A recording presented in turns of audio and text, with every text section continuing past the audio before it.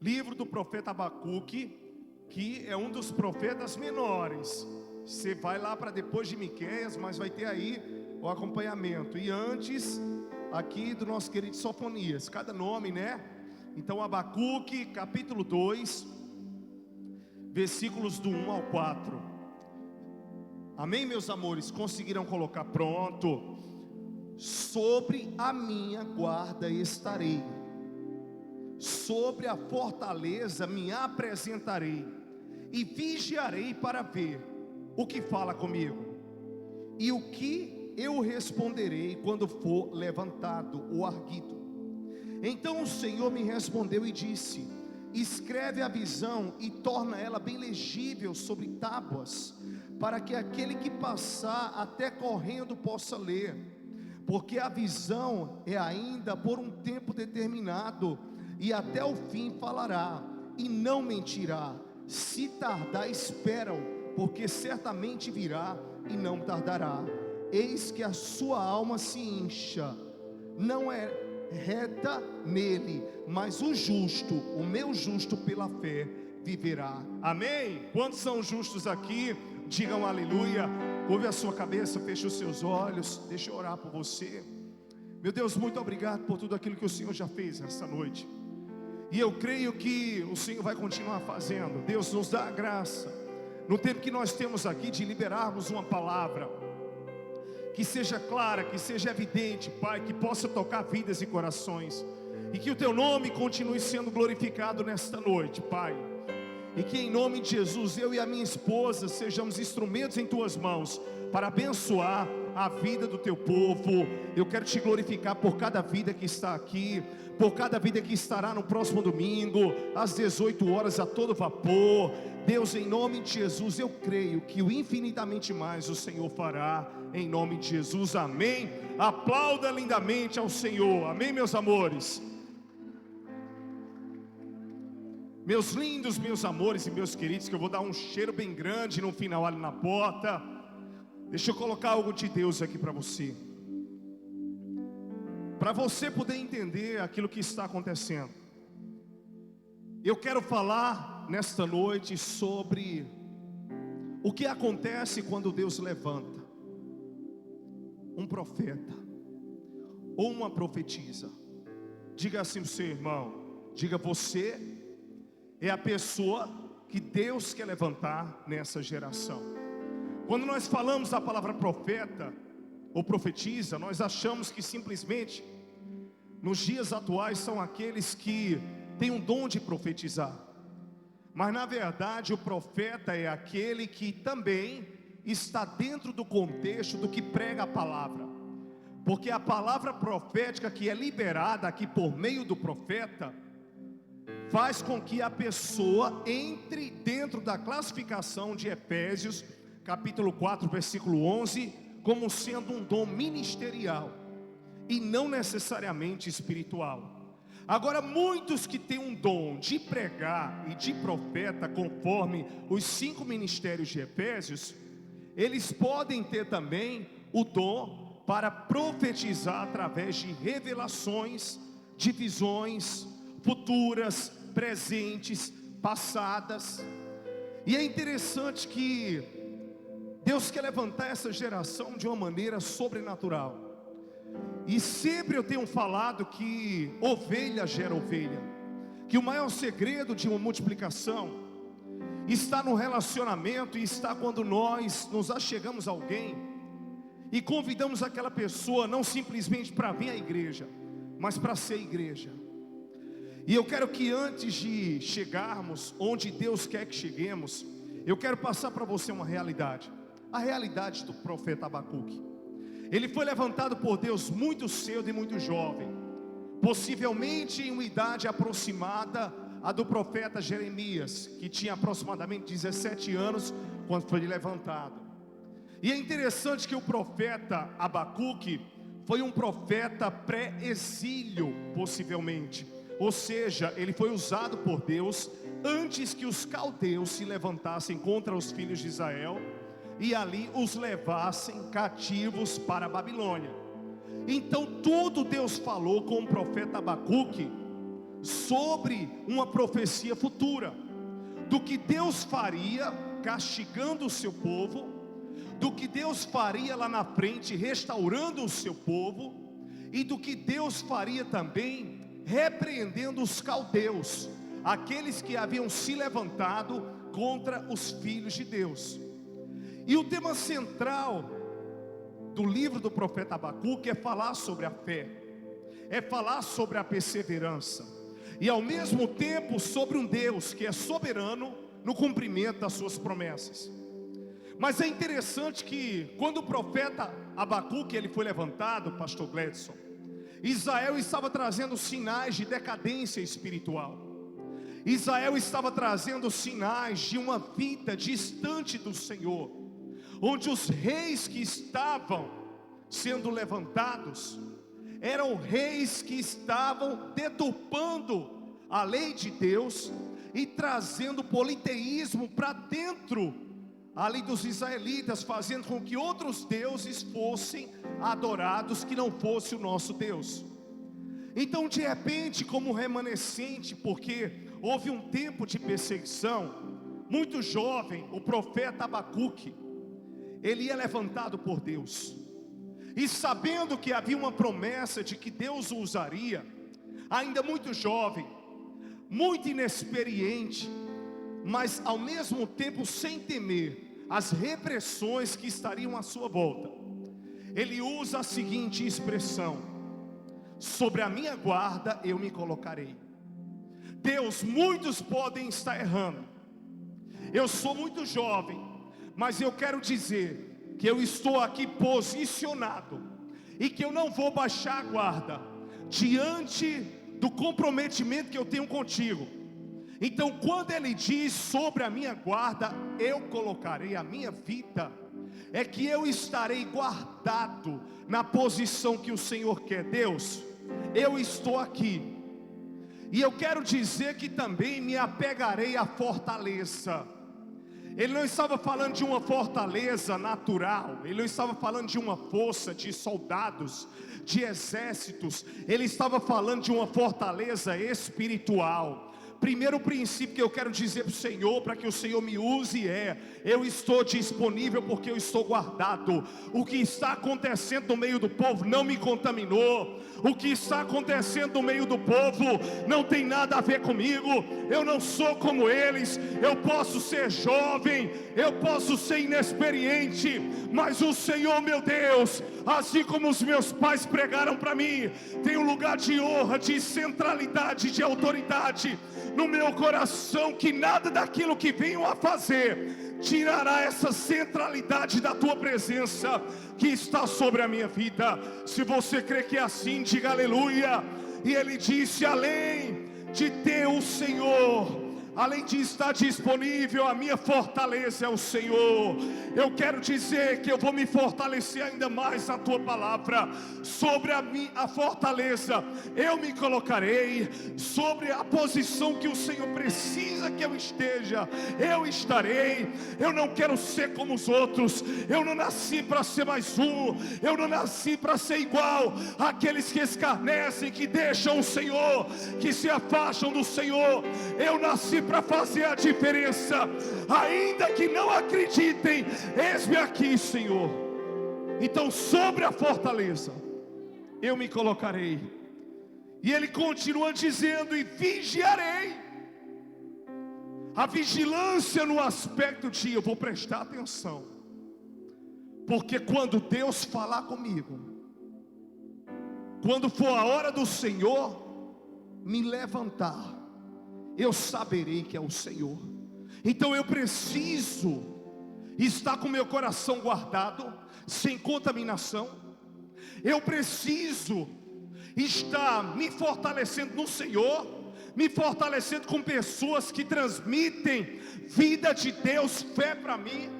E eu preciso ter sensibilidade e vigiar, para que eu tenha discernimento de que é Deus que está falando, de que é o homem que fala, ou se é o inimigo que está falando. Ele tinha plena convicção de quem era o Senhor na sua vida. Fui impactado essa semana com a história de Linda, uma senhora com Alzheimer, aos 88 anos, pastor, em um nível crítico, hard. Senhora americana, e a filha dela perguntando: quem é Linda? E ela pensa: não sei quem é, não conheço. Sorrindo: que foi que você comeu hoje pela manhã? Ela: comida. Não lembrou do que havia comido. Quem é Paul, que é um dos filhos, Paulo? Não lembro. E ela começou a fazer outras perguntas também. Perguntou sobre a casa, e ela não recordava de nada. E aí ela perguntou: Jesus? Ela disse: é o amor da minha vida. Ele me salvou e vai me levar para casa. Pastor Geisa, pastor Jairo, que lugar foi esse que essa mulher colocou Jesus e centralizou no seu coração? Que a doença tirou dela o raciocínio, as lembranças, até a sua própria identidade, mas não conseguiu arrancar o autor e o amor da sua vida, Cristo. Que ambiente foi esse de profundidade, onde tudo foi embora, onde tudo se perdeu de uma memória, mas o amor da minha vida, aquele que me salvou. E ela falou a coisa mais certa: Ele vai me levar para casa. Eu voltarei para casa. O que leva a pessoa a perder tudo, mas não perder Jesus. Esquecer de tudo, mas não esquecer da sua razão maior, é guardar o coração. Por quê? Porque o coração do homem é enganoso, ele se inclina para tantas coisas. Por isso que o Senhor diz: filho, guarda o teu coração. E Abacuque disse: eu quero guardar o meu coração e me fortalecer ainda mais. E eu me colocarei, Senhor, em vigilância. Quarto princípio, ele esperou: eu não vou falar por mim, eu não vou falar o que eu penso, eu vou aguardar que Deus me levante. E quando Ele falar comigo, eu transmito às pessoas o que Ele me disser, crendo elas ou não, querendo ou não. Eu vou compartilhar sobre algo que aconteceria lá na frente, sobre a honra que o Senhor traria sobre os remanescentes justos e sobre a punição dos ímpios. Aí o Senhor vem no versículo 2 e fala. E quando o Senhor fala, diz: Abacuque, todas as minhas palavras. Foi o único profeta no mundo bíblico que Deus usou essa expressão. Pega tábuas grandes e escreve a visão. O livro do profeta Abacuque não foi escrito em pergaminhos. É a única referência bíblica de que este livro foi escrito sobre pedras, esculpido sobre pedras, onde haviam fortalezas.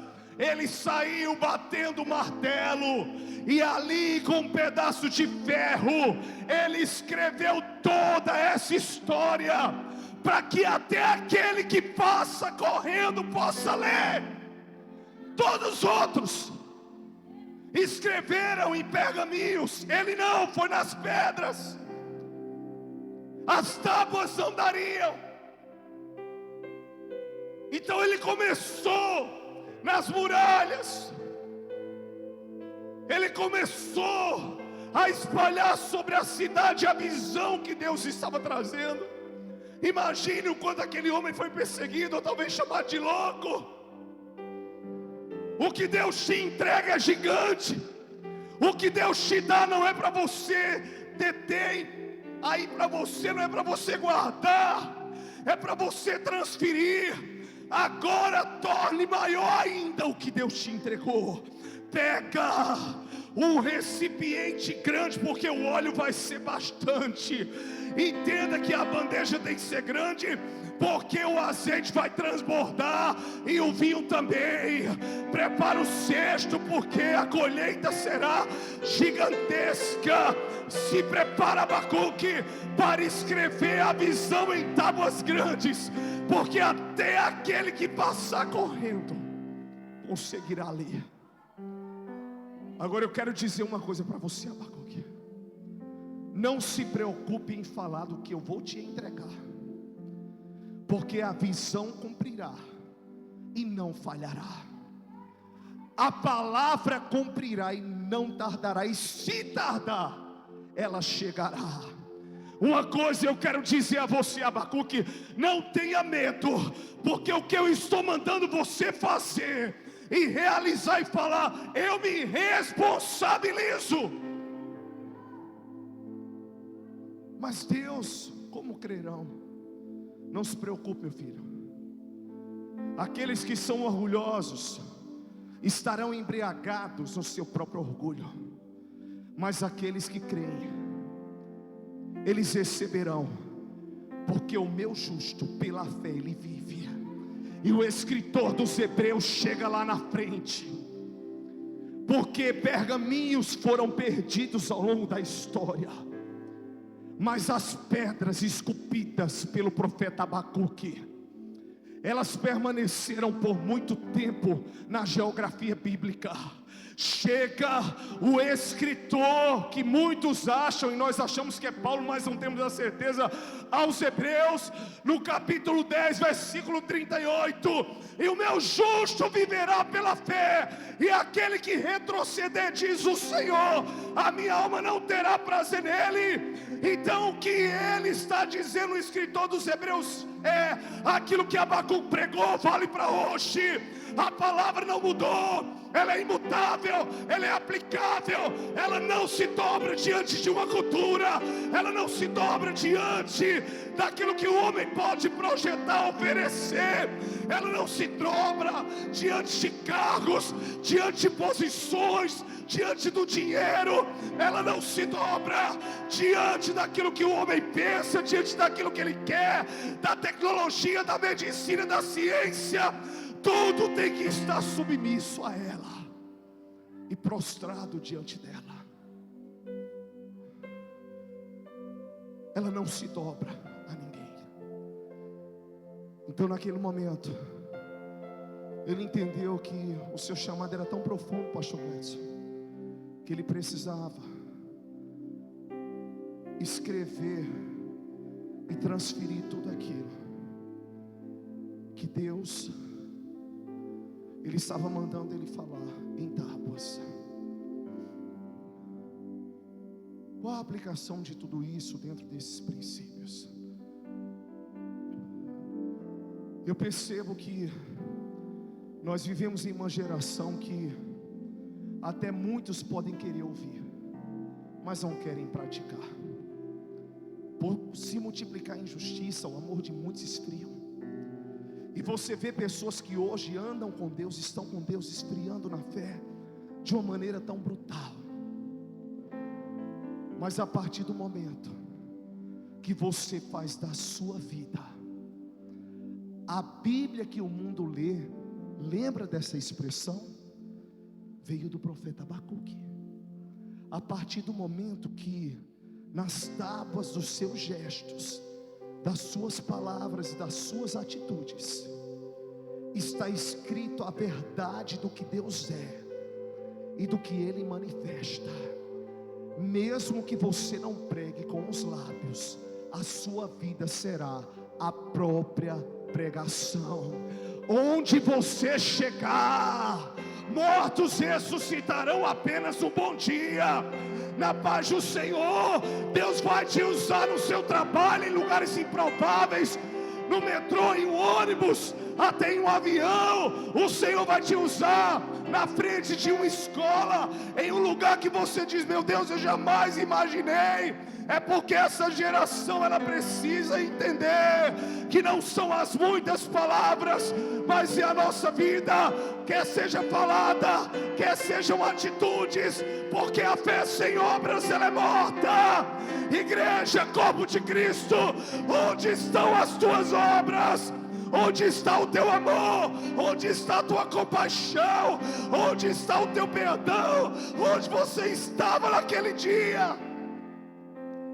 Ah, Senhor, em teu nome expulsei demônios, preguei, falei novas línguas, apartai-vos de mim para o fogo eterno, porque eu não vos conheço. Não fizestes aos meus pequeninos, não fizestes a mim. Abacuque foi levantado cedo. Primeiro princípio: Deus sempre vai levantar o mais improvável.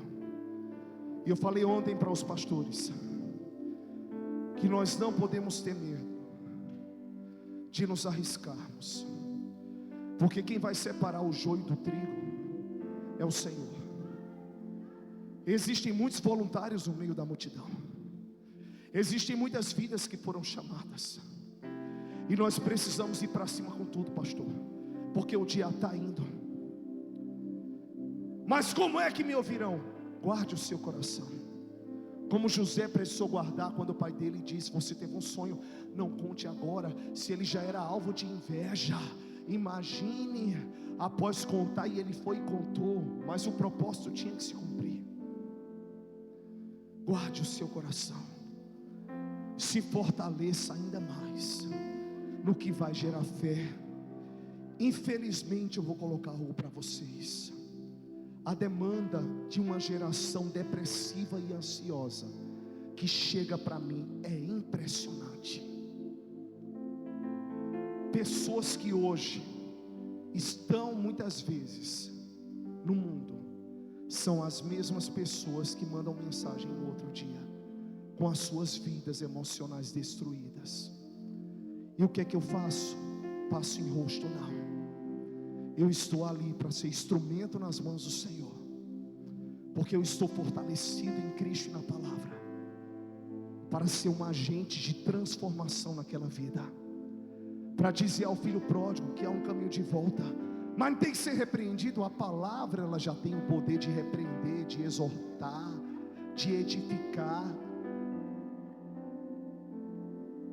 de consolar. Então ele se fortaleceu e ele disse: eu preciso ter sensibilidade, eu preciso vigiar, porque quando Deus me levantar, vigie sempre. Quarto princípio: espere a hora certa. Diga para o seu irmão, diga para você mesmo: eu vou aguardar o tempo certo de Deus. Fala mais forte: diga, eu vou aguardar o tempo certo de Deus. Deus de imediato se levantou, e na medida que Deus, ele ia dando uma coisa impressionante, estudando a vida do profeta Abacuque, é que ele fala o seguinte: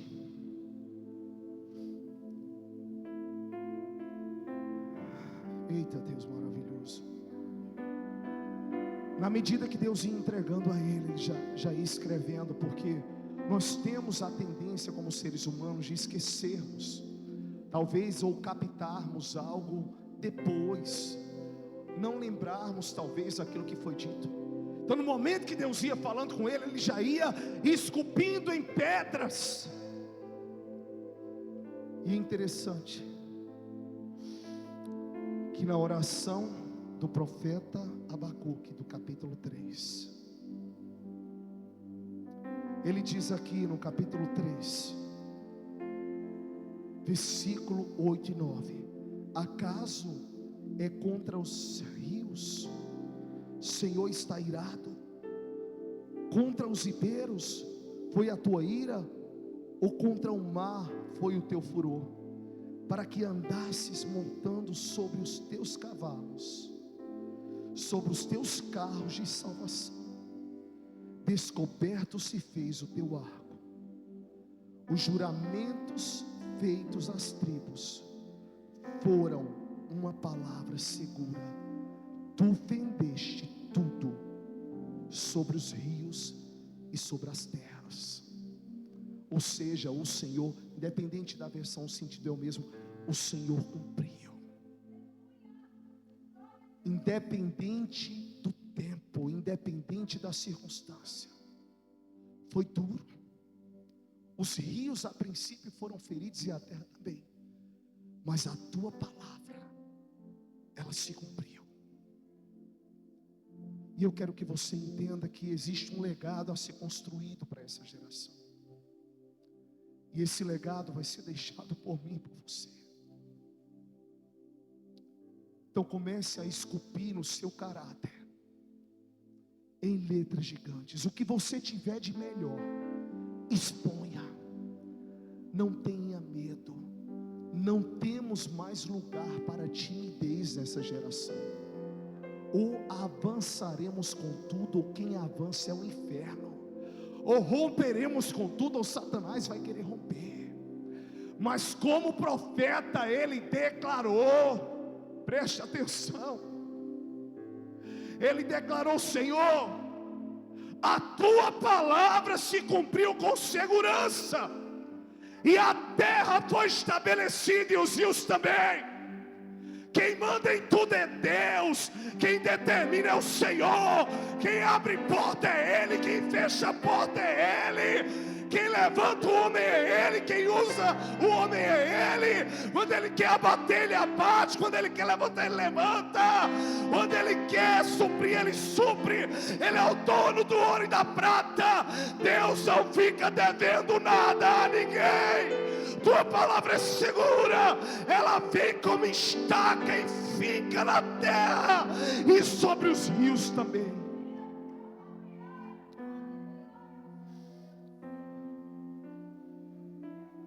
Eu quero que você saiba de uma coisa. Se for muita informação para você, entenda que Deus tem levantado essa geração como uma voz profética. Entenda que Deus quer um trabalho a mais, porque essa geração quer trabalhar com pincel, com caneta ou no computador. E Deus quer uma geração de Abacuque, pastor. Deus quer profetas que peguem martelo, bases de ferro para esculpir pedras. Essa geração não quer quebrar mais pedra. Chegou o tempo do iFood, da facilidade. E a facilidade do mundo acomoda as pessoas em uma facilidade espiritual. Por mais que o nosso Deus seja amor e tremendo, ainda existe uma cruz. Não é assim não. Aquele que quiser vir após mim, negue-se a si mesmo, tome consigo a sua cruz. Não é a minha não, porque a minha eu já levei, já morri por vocês. É a sua cruz, é o seu preço, é a sua renúncia, é o trânsito que você enfrenta, é o cansaço de trabalho para poder estar na igreja, é a dor de cabeça que você supera para me servir, são as dificuldades de saúde, financeiras, emocionais que você supera para estar diante de mim. É uma cruz pesada para você, mas você nega você mesmo, pega essa cruz para me seguir. Então, meu lindo e minha linda, eu só quero que você saia daqui dizendo: Deus está cansado de uma geração. Hoje em dia ninguém está usando praticamente mais, não existe mais caneta, papel. Hoje é celular, é tipo computador. Mas eu vou usar essa expressão: Deus está cansado de uma geração tecnológica, espiritualmente, que vive uma metodologia engessada. Vai ser assim. Precisamos reativar o tempo de que você chega no culto e que você é o próprio culto, que você chega no templo porque você é a própria igreja, que você chega na casa do Senhor talvez esperando que isso aconteça, e Deus vai muito mais além. Aquela é a noite da cura, do improvável. Aquela é a noite que Deus toca, que Deus move, que o Senhor surpreende. Nós precisamos voltar como o profeta Abacuque a escrever o que Deus tem feito nessa geração. Sabe por quê? Porque essas palavras foram a base no Antigo Testamento da visão de fé para o Novo Testamento.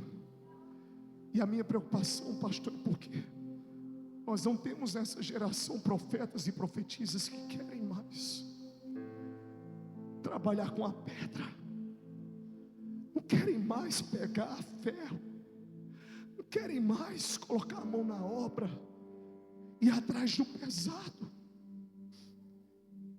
Eu não estou defendendo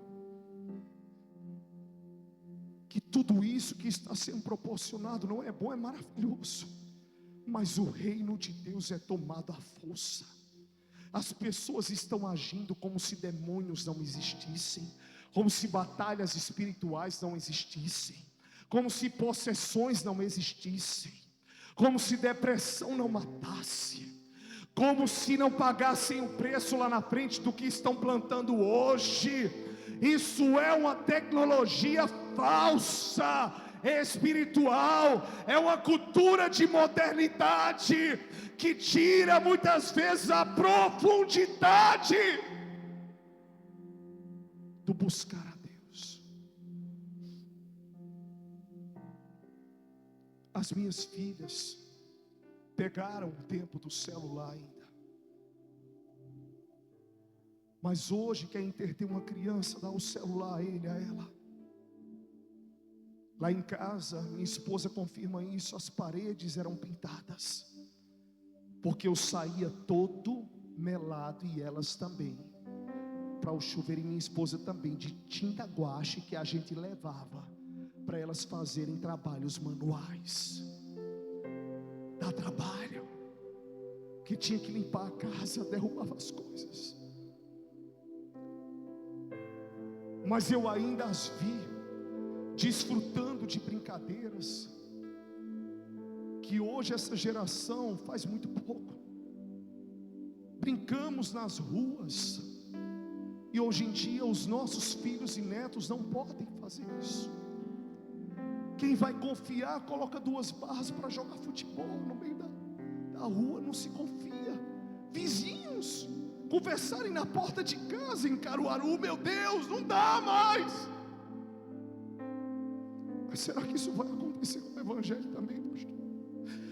Será que na geração que vem, nenhum profeta ou profetisa dessa geração, para os nossos filhos, o que Deus está fazendo não vai ser escrito de maneira segura, através de homens e mulheres que romperam os seus limites por amor a Deus, que pegaram as picaretas no aspecto de ferramenta mesmo.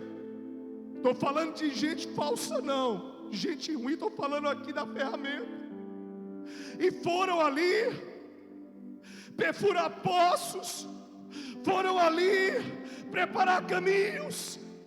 Gente que pegou o enxado para preparar a terra, para que a semente pudesse vir. Ninguém mais quer adubar.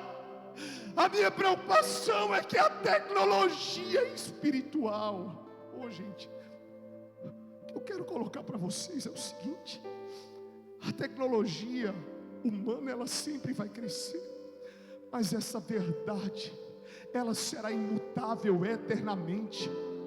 A fé do início ao fim da história da humanidade será a mesma. O Salvador será o mesmo, o Criador será o mesmo. Então não funciona uma vida espiritual tecnológica. O que é isso? É uma vida computadorizada, religiosa, onde não se escuta, não se para ter sensibilidade à voz de Deus. Eu vou para o que é mais prático, eu vou para o que é mais fácil. e não pelo que de fato me atrai, me sustenta e me firma. O que é tecnologia espiritual? São pessoas crescendo na fé? Não. São pessoas buscando uma vida fácil no cristianismo. Só que a questão é que essa facilidade se trata de um princípio revelado pelo profeta e pelo apóstolo João. É o único tipo de pessoa que Deus sente náusea. Nem é quente, nem é frio, é morno, está em cima do muro. Quer a palavra no dia que lhe é conveniente. Quer receber, mas não decide de que lado quer estar. O que é um crente tecnológico? É um crente morno. É um crente que, se ele sentir calor, ele vai para o frio. Se ele sentir frio, ele vai para a fogueira. E não existe isso no Evangelho. Ou você é, ou você não é. Eu não sou meio pai das minhas filhas, eu sou pai. Eu não sou meio filho dos meus pais, eu sou filho. Eu não sou meio marido da minha esposa, eu sou marido.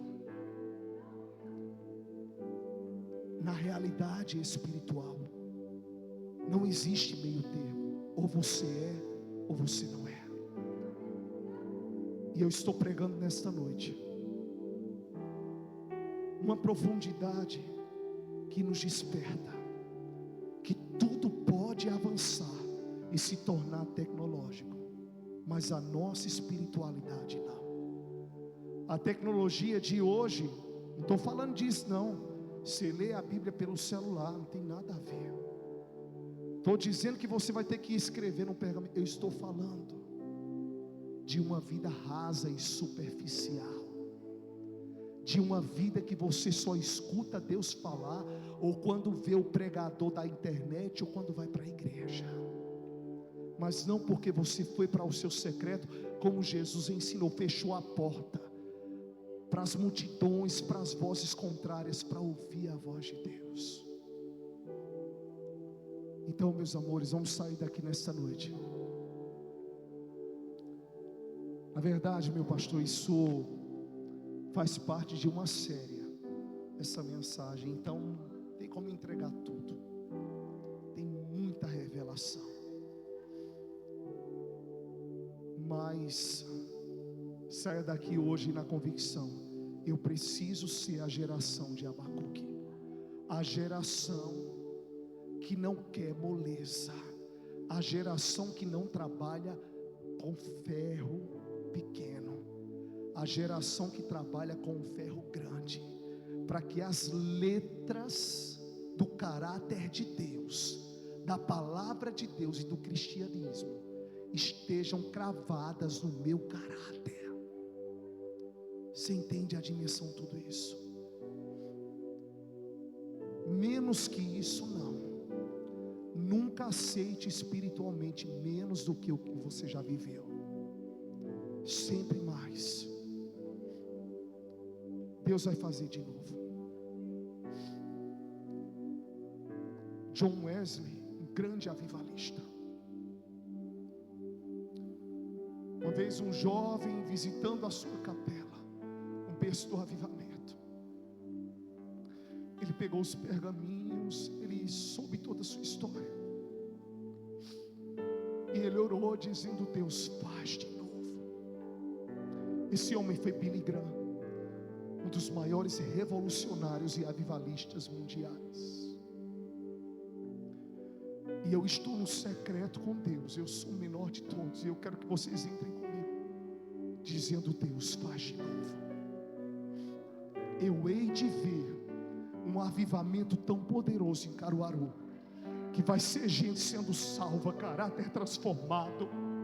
Não estaremos vislumbrados, com a estrutura de uma igreja, não estaremos vislumbrados com a oratória de quem está na frente, não estaremos vislumbrados talvez com a qualidade do instrumento musical, talvez com a estrutura onde nós estamos. O que vai nos vislumbrar é a presença de Deus, é a glória dele que vai curar, e os paralíticos andarão, os cegos enxergarão, os mortos ressuscitarão. Deus faz de novo.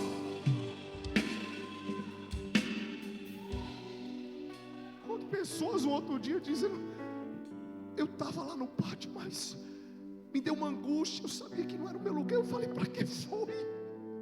É a tecnologia, é a geração que quer tornar a facilidade do evangelho, porque tudo está fácil hoje para elas. Mas o evangelho é evangelho e sempre será. E Paulo diz que aquele que tentar mudar essa verdade, seja ele maldito. Eu não estou me referindo a sofrimento, eu não estou me referindo a você espancar a sua vida. Basta você ser o que Deus quer que você seja. Está alinhado na vertical e tudo na horizontal vai fluir. Os dons fluirão. Existe um lugar na intimidade de Deus que nada nos toca. E eu disse: Deus, eu quero alcançar esse nível. E quando eu estava chegando na igreja, eu vinha cantando louvores, enquanto em outros momentos eu estava agoniado. Ó, pastor, tem isso no grupo de calma, que eu estou zen, é remédio, é não, Espírito Santo. Eu já saio e levanto de manhã, reva na cheira e canta lá, começo logo a falar em línguas, começo logo a profetizar.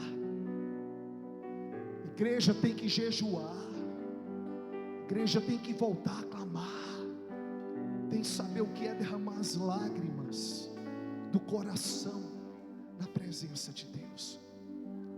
Uma adoração como eu já experimentei, no chão de barro, num galpão bem grande, onde apareceu um clarão, a chuva pegando nas laterais numa vigília e o povo aplaudindo, mas na verdade faltou energia, não tinha instrumento, e a vigília continuou, porque a própria luz estava ali, o Pai, o Filho e o Espírito Santo. Essa igreja já teve cultos aqui sem nenhuma energia, com tochas acesas. O povo veio e ficou, e foram as experiências mais tremendas. Um dia não tinha energia aqui, teve culto lá fora. Vocês estão entendendo que é a geração de Abacuque? É a geração que diz: se precisar escrever em letras gigantes, faça isso, não para você aparecer, mas para que todos, até correndo, eles possam saber do que Deus ele fez. Existem coisas que marcaram vidas. Ninguém vai esquecer do avivamento da Rua Azusa. Depois eu vou pregar sobre isso, para explicar para vocês. Ninguém vai esquecer dos avivalistas Finden, John Wesley, Moody e tantos outros. Será que Calvino só foi aquele que sistematizou a teologia? Será que Lutero só foi aquele que fez parte da reforma protestante? Quanta superficialidade! O que as pessoas sabem do caráter dessas pessoas. Eles foram os Abacuques da sua geração. Eles deixaram uma marca na história, que na memória das pessoas, mesmo que elas corram, elas sabem quem eles foram e o que Deus fez na vida deles. O ato de Jesus gravou para sempre no meio do seu coração uma salvação que ninguém pode tirar. Como eu falei sobre aquela mulher linda de 88 anos, ela entendeu quando ela tinha lucidez que Jesus precisava estar no seu caráter escrito com letras garrafais porque quando ela perdesse tudo da sua memória na terra, ela não perderia. Amém, meus amores?